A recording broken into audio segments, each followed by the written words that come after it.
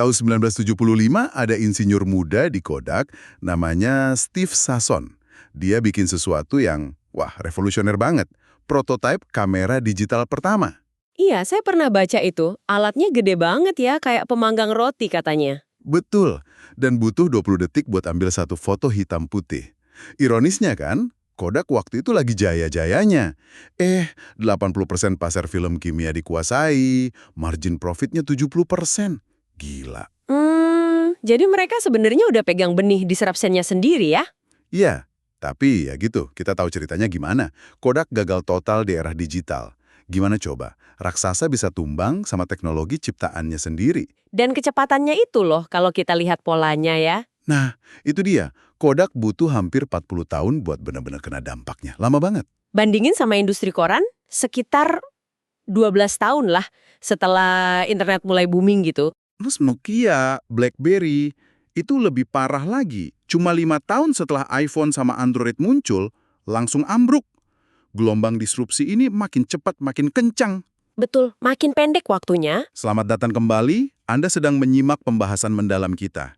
Hari ini kita fokus ke bab pertama buku Dual Transformation. Judulnya pas banget, Gelombang Kejut Disrupsi dan Transformasi Ganda. Iya, buku yang menarik dari Scott Anthony, Clark Gilbert, dan Mark Johnson. Bab satunya ini langsung ke inti persoalan. Misi kita hari ini adalah mencoba membongkar kenapa sih gelombang disrupsi ini dampaknya dahsyat banget buat perusahaan mapan. Kenapa mereka sering kelihatan kayak, gimana ya, lumpuh gitu buat merespons. Dan yang paling penting, kita mau kupas kerangka transformasi ganda yang ditawarkan buku ini. Ini bukan cuma soal bertahan hidup aja kan ya? Bukan cuma bertahan, tapi gimana caranya memanfaatkan perubahan ini jadi peluang emas. Jadi kalau Anda lagi pimpin tim, kelola bisnis, atau sekedar penasaran sama dinamika bisnis zaman sekarang, wah ini relevan banget. Mari kita mulai aja. Mari. Tadi kita udah singgung soal kecepatan ya. Coba kita lihat lagi deh contoh-contohnya biar kebayang skalanya. Kodak tadi itu, wah pelajaran mahal banget. Punya teknologinya, tapi gagal bikin bisnisnya. Padahal potensinya luar biasa ya. Iya, ada yang bilang Kodak bisa jadi Instagram atau Flickr pertama gitu. Pusat Kodak Moments digital. Tapi ya nggak kejadian. 4 dekade lo nunggunya baru terasa dampaknya. Lama ya. Beda sama koran. Muncul Netscape tahun 94, internet mulai nyebar. Awalnya kan dianggap, gangguan kecil aja. Kayak Craigslist, eBay yang makan iklan baris itu ya. Betul, dianggapnya cuma gitu-gitu aja. Bahkan tahun 2005 banyak bos media cetak masih pede, merasa udah lewat masa sulit. Ternyata pukulan telaknya justru datang setelah 2007. Jadi sekitar 12 tahun prosesnya. Jauh lebih cepat dari Kodak. Terus yang paling dramatis mungkin Nokia sama RIM yang bikin BlackBerry. Saya ingat banget tuh, 2007 majalah Forbes nulis siapa bisa kejar Raja Ponsel. Itu maksudnya Nokia. Sahamnya naik gila-gilaan. RIM juga sama kan, lagi jaya-jayanya waktu itu. Iya, sahamnya naik hampir 2 kali lipat. Tapi di tahun yang sama, Apple keluarin iPhone, terus Google nyusul pakai Android. Dan apa yang terjadi? Cuma 5 tahun. Dua raksasa itu langsung, wah, anjlok. Saya ingat kutipan CEO RIM Jim Balsillie tahun 2008. Dia bilang, kita ini antara ke bulan atau jatuh ke bumi. Dan beneran jatuh ya. Beneran jatuh. Nokia jual bisnis ponselnya ke Microsoft, terus nilainya dihapus buku. Saham RIM anjlok 95% dari 2008 ke 2015. 5 tahun doang. Nah, poin kuncinya dari semua contoh ini adalah percepatan jam disrupsi. 40 tahun, 12 tahun, 5 tahun. Polanya jelas banget. Jeda waktu antara ancaman muncul sampai dampak penuhnya terasa itu makin pendek. Kayak nggak ada waktu buat mikir ya. Persis. Ingat tagline Game of Thrones? Winter is coming. Buat pemimpin bisnis sekarang, pesannya mirip. Disruption is coming. Dan datangnya itu dengan kecepatan dan skala yang, belum pernah ada sebelumnya. Ini bukan siklus bisnis biasa lagi. Ini gelombang kejut yang ngubah lanskap industri secara permanen. Jadi kayak ada siklus gitu ya. Pendatang baru yang ganggu pasar, sukses, jadi besar. Terus giliran dia yang diganggu sama yang lebih baru lagi. Iya, semacam lingkaran kehidupan bisnis lah. Mungkin kelihatan wajar kalau kita nonton dari luar. Tapi kalau kita yang ada di dalam, jadi eksekutifnya, pasti stres banget ya. Jelas. Dan disinilah tantangan terbesarnya para pemimpin perusahaan mapan sekarang. Buku ini menyebutnya tantangan ganda. Tantangan ganda. Maksudnya, Mereka nggak bisa fokus ke satu hal aja, harus jalanin dua hal barengan. Satu, ciptain bisnis baru buat masa depan, yang mungkin beda banget sama bisnis intinya sekarang. oke, itu yang buat masa depan. Satunya lagi, Satunya lagi, mereka harus terus pertahanin, optimalin, bahkan reposisi bisnis inti mereka yang udah ada. Nggak bisa ditinggalin gitu aja. kenapa nggak bisa ditinggalin? Karena bisnis inti ini kan sumber duitnya, sumber profitnya, dan seringkali sumber kapabilitas unik yang bisa dipakai buat bisnis baru nanti. Wah, jadi kayak benerin mesin pesawat sambil terbang, tapi di saat yang sama juga harus ngerancang pesawat baru di sebelahnya. Susah banget dong. Susah banget. Dan ironisnya, waktu paling bahaya buat perusahaan mapan itu justru pas mereka lagi di puncak-puncaknya. Profit tinggi, pasar dikuasai. Malah jadi lengah gitu ya. Nah itu dia, gampang banget merasa puas diri, jadi abai sama sinyal-sinyal perubahan di depan. Buku ini pakai metafora bagus banget buat jelasin ini. Pinjam dari ekologi, lanskap kebugaran, atau fitness landscape. Lanskap kebugaran, kayak peta gunung gitu. Persis, bayangin peta ada gunung, ada lembah. Sebelum disrupsi datang, perusahaan mapan, incumbent, itu ada di puncak gunung paling tinggi. Oke, dia rajanya lah ya. Iya. Terus dia lihat pendatang baru yang disruptif itu kayak titik kecil di bukit yang jauh lebih rendah. Nah, dari posisi puncak dia, kalau mau coba strategi lain, misalnya niru si pendatang baru, itu rasanya kayak turun gunung. Nggak masuk akal ya, ngapain turun dari puncak? Kelihatannya nggak rasional, udah enak di atas, ngapain coba-coba yang lebih rendah dan nggak pasti. Ini namanya jebakan lokal maksimum. Merasa udah di titik terbaik, padahal cuma terbaik di lingkungan saat itu aja. Ah, oke. Paham. Puncak tertinggi lokal, tapi belum tentu tertinggi di seluruh peta. Tepat. Masalahnya, peta ini nggak diam aja. Disrupsi datang, petanya berubah drastis. Tiba-tiba bukit si pendatang baru tadi jadi gunung baru yang tinggi banget. Sementara gunung si incumbent, Gunung si incumbent malah mulai menyusut, terkikis. Pilihan yang mungkin secara objektif terbaik buat si incumbent, pindah ke gunung baru dari sudut pandang dia saat itu, masih kelihatan kayak turun juga dibanding bertahan di gunung lama yang makin kecil. jadi serba salah ya. Mau pindah kayak turun, mau diam aja gunungnya makin kecil. Betul, rasanya nggak ada arah lain selain turun.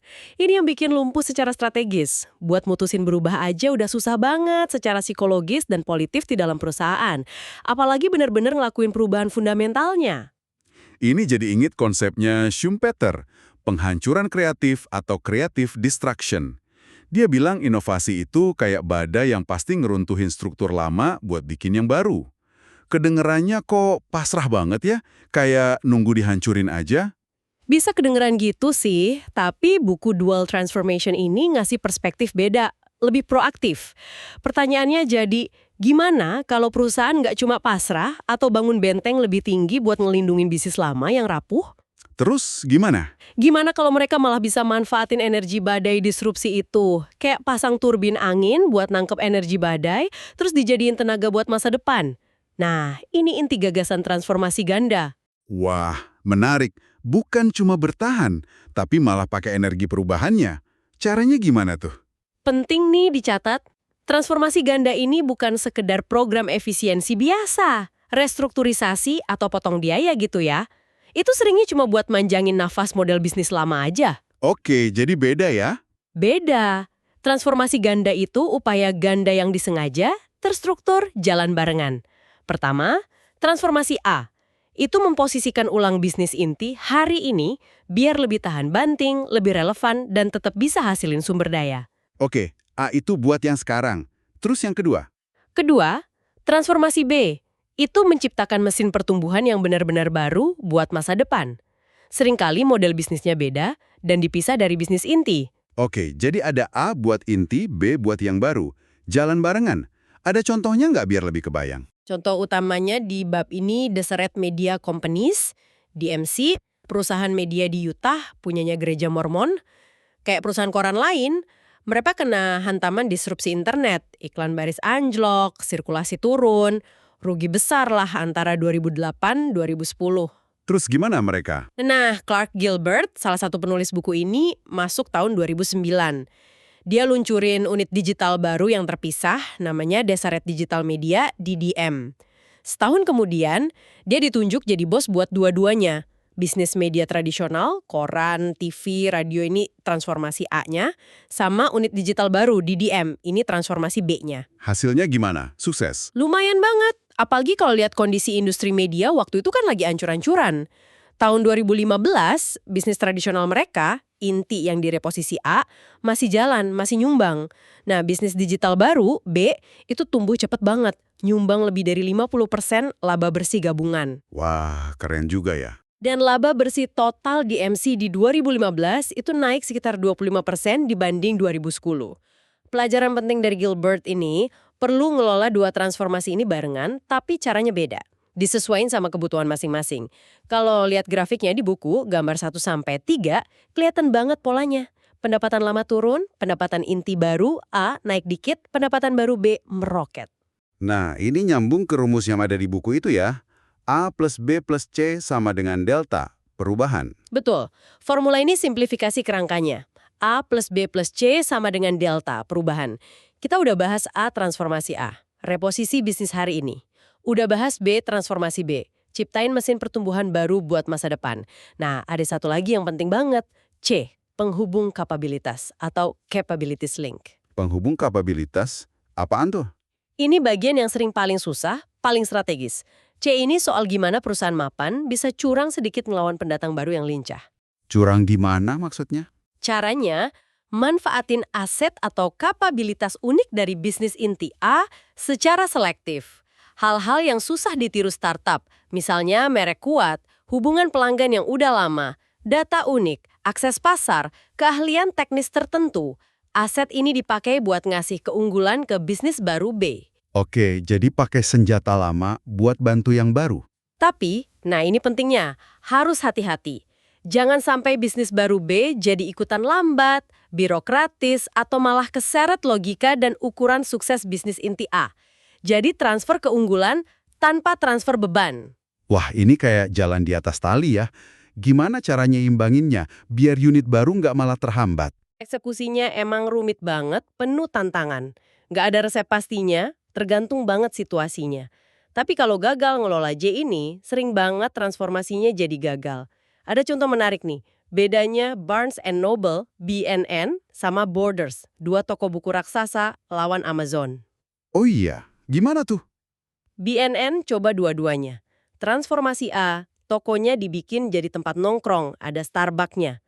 Transformasi B, mereka bikin Nook e-reader buat nyaingin Kindle. Walaupun Nook nggak sukses-sukses amat dan BNN masih susah, setidaknya mereka coba A dan B, dan masih hidup sampai sekarang. Kalau Borders? Borders lebih fokus ke efisiensi model lama aja, kayak optimalisasi inti gitu, bukan transformasi J beneran. Terus gagal bikin upaya digital yang serius, gagal di B. Hasilnya bangkrut tahun 2011.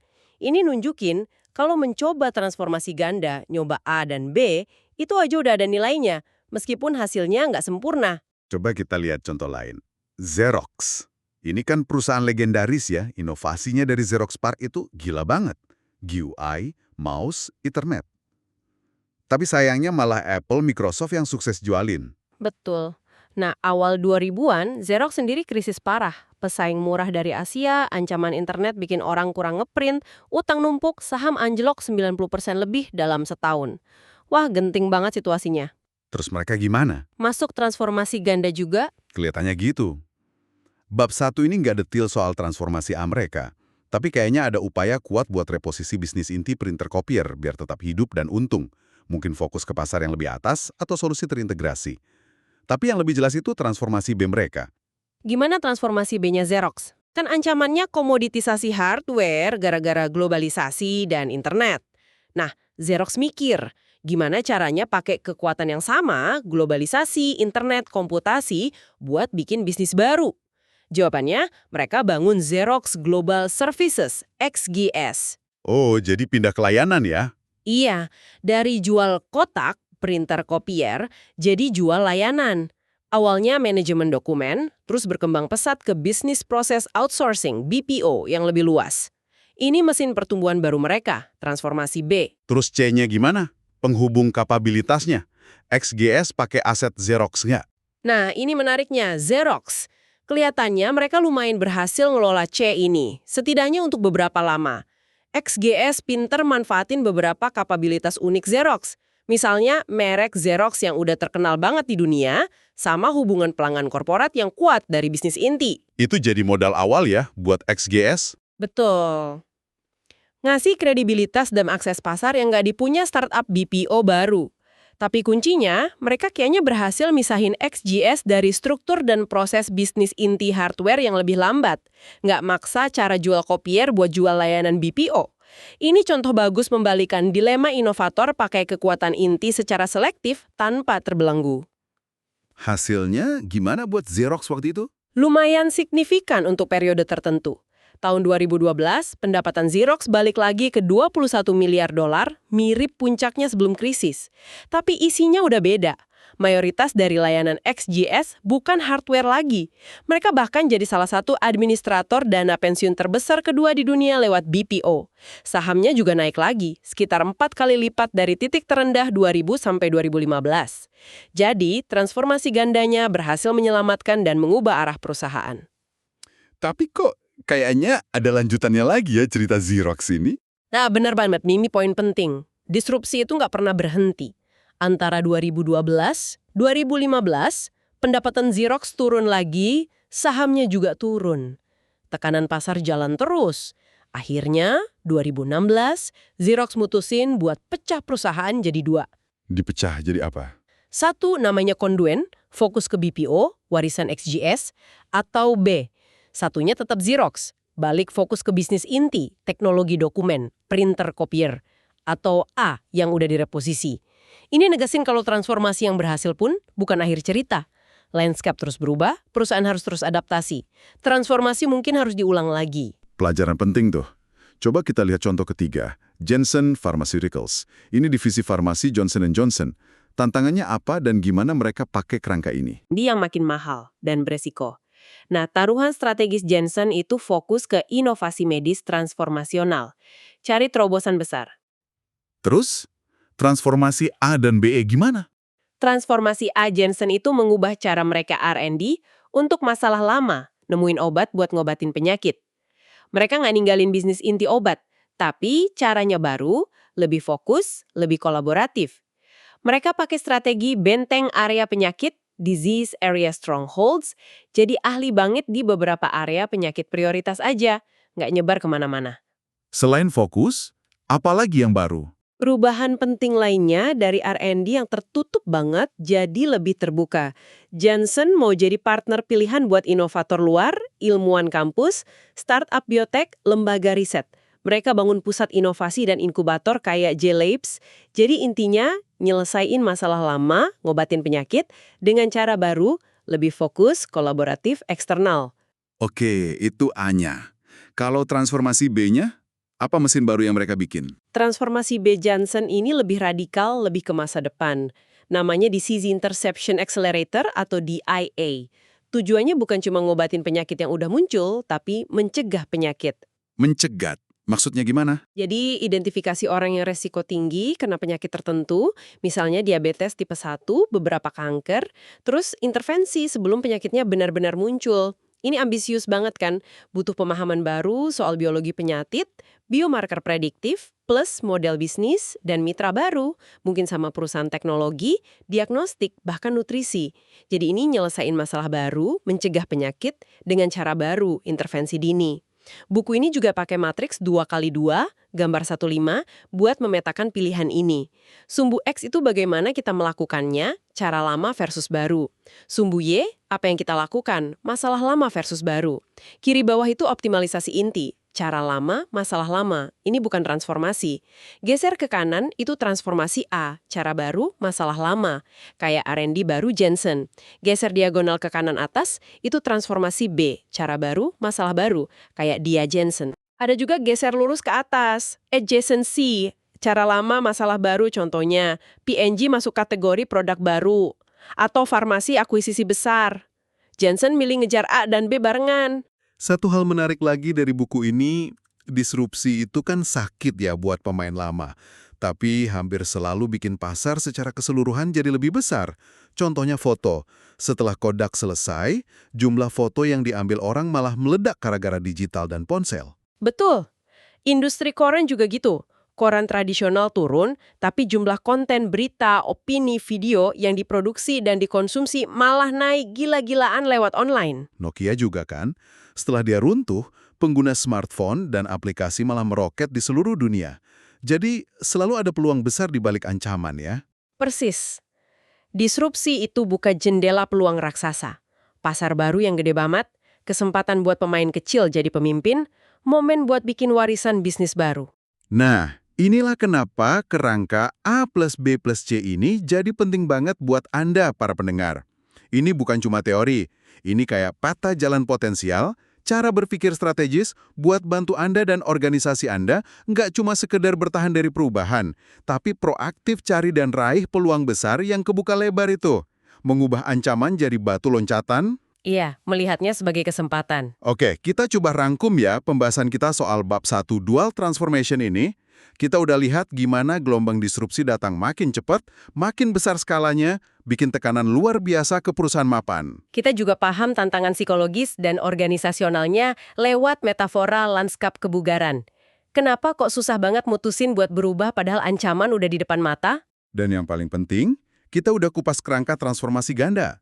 Transformasi A buat perkuat inti hari ini. Transformasi B buat bangun mesin baru buat masa depan. Dan penghubung kapabilitas C yang krusial buat manfaatin keunggulan unik secara cerdas. Contoh dari Deseret Media, Xerox, dan Jensen tadi kasih gambaran nyata gimana kerangka ini jalan di lapangan, ya meskipun penuh tantangan dan gak gampang. Pesan kuncinya mungkin apa nih dari bab ini? Pesan utamanya, disrupsi itu jangan cuma dilihat sebagai ancaman menakutkan.